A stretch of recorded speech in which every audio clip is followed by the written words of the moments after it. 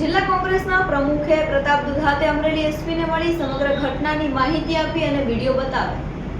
કોંગી નેતા પ્રતાપ દુધાત પર ગઈ રાત્રે ધારીના દુધાળા નજીક હુમલાના નિષ્ફળ પ્રયાસ કરવામાં આવેલો હતો, જે મામલે આજે કોંગ્રેસના પૂર્વ ધારાસભ્ય અને જિલ્લા કોંગ્રેસના પ્રમુખ પ્રતાપ દુધાત અમરેલી એસપી સંજય ખરાતને મળવા પહોંચ્યા હતા ને અમરેલી એસપીને સમગ્ર ઘટના અંગે માહિતીઓ અને વિડીયો બતાવ્યા હતા।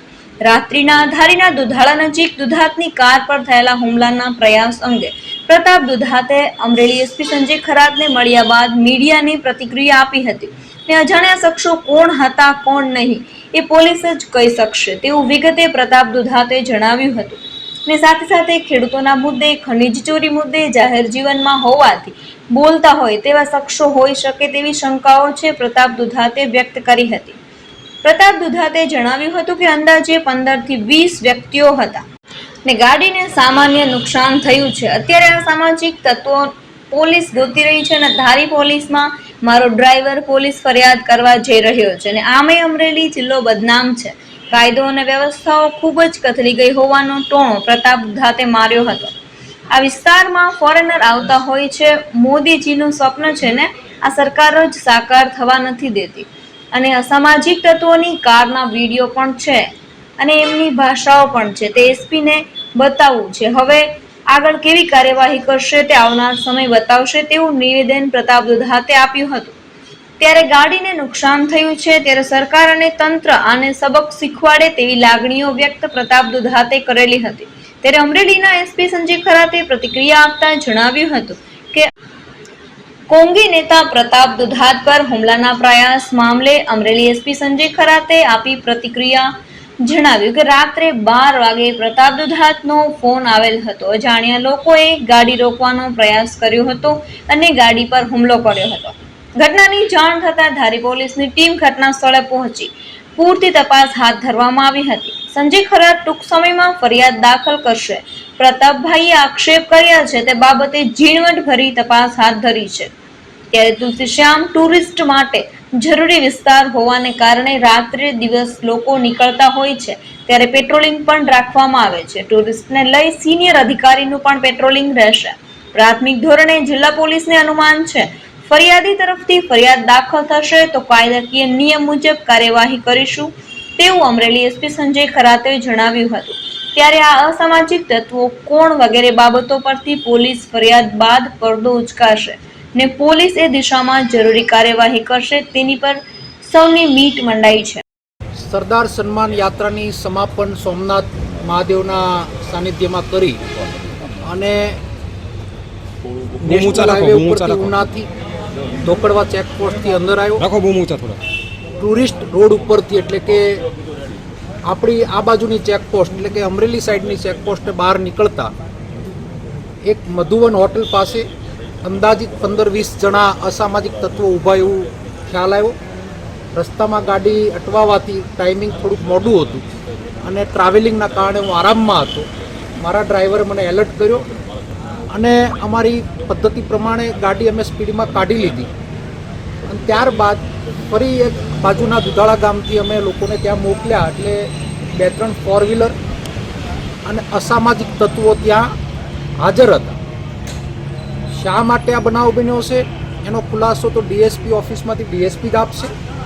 તપાસનો વિષય છે। વ્યક્તિગત ક્યારેય કોઈ લડાઈ અમે કોઈની સાથે થઈ નથી, પણ આ જિલ્લાની અંદર રાજકીય આગેવાન હોવાને નાતે ખેડૂતોના મુદ્દે, ખનીજના મુદ્દે, બુટલેગરોના મુદ્દે, ક્લબોના મુદ્દે વારંવાર વખતે હું બોલ્યો છું અને આક્રમકતાના કારણે કોઈને લાગી આવ્યું અથવા કોઈના માનસિક ધંધા ઉપર કોઈને ઘા લાગ્યો હોય એનો પણ બદલો લેવાનો કોઈ પ્રયત્ન કર્યો એવું બની શકે આવી મારી શંકા છે।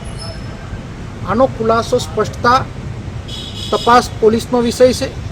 તરત મેં ડીએસપીને જાણ કરી। આઈજી સરનો પણ મને રાતના ફોન આવ્યો અને આખું તારીખ ઓર્ડન કરી અને આ અસામાજિક તત્વોને પોલીસ ગોતી રહેશે। અત્યારે ડીએસપીએ મને અસ્વસ્થ કર્યો છે અને ખાતરી આપી છે અને ફરિયાદ ધારી આપવા હમણાં જ મારા ડ્રાઈવર જવાનો છે। ફરિયાદ પણ અમે દાખલ કરાવવા જઈ રહ્યા છીએ। બાકીનો જવાબ પોલીસ તંત્ર તમને આપશે। આ જિલ્લાની અંદર જિલ્લો આમાંય બદનામ છે। કાયદો અને વ્યવસ્થા ખૂબ જ કથળી ગયેલી છે અને આ ટુરિસ્ટ એરિયાની અંદર આવા બનાવના કારણે ફોરેનરો જ્યારે આવતા હોય, મોદીજીનું સપનું છે, આ સપનું સાકાર અહીંયાની સરકાર જ થવા ન દેતી એવું મારું માનવું છે. એક જાહેર જીવનના વ્યક્તિ ઉપર, એક પાર્ટીના પ્રમુખ ઉપર હુમલો થયો એટલે કે કોંગ્રેસ ઉપર આ હુમલો એવું મારું માનવું છે. તો તમે કારનો નંબર પણ એક વિડીયોમાં સ્પષ્ટ દેખાય છે, શું કહો છો એની? કારના વિડીયા પણ અમારી પાસે છે, અસામાજિક તત્વોની ભાષા પણ અમારી પાસે છે, જે મીડિયા ઉપર ચાલી પણ રહી છે ને મેં અત્યારે ડીએસપીને પણ બધું સંભળાવ્યું ને બતાવ્યું છે. હવે આગળ કેટલી કાર્યવાહી કરે છે એ આવનાર સમય જ બતાવશે. કેટલા માણસો છે?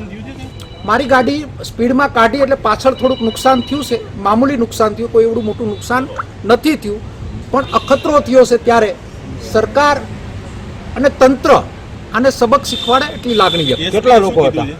એસપી એમણે ખાતરી આપી છે કે ફરી વખત આ જિલ્લામાં આવું ન બને એનું હું કરીને તમને બતાવીશ. અંદાજે કેટલા માણસો હતા? અંદાજે 15 થી 20.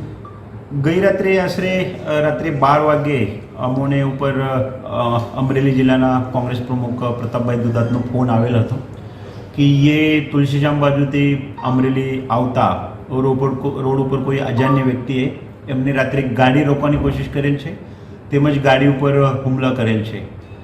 તે બનાવ વખતે બનાવ બન્યા બાદ અમોએ પોતે પ્રતાપભાઈ સાથે વાત કરેલ હતી.